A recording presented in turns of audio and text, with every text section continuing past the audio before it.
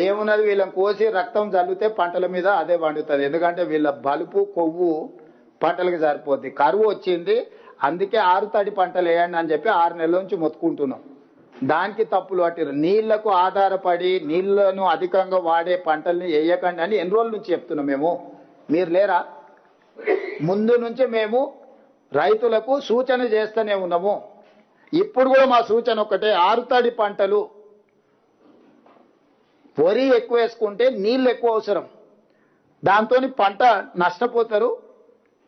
6 తడి పంటలు వేయండి అని చెప్పి మేము మీటింగులు పెట్టి రైతులకు రైతు బజార్లలో లేకపోతే రైతు వేదికలలో వాళ్ళని మొత్తం అవగాహన కల్పించే సదస్సులు పెడుతున్నాం.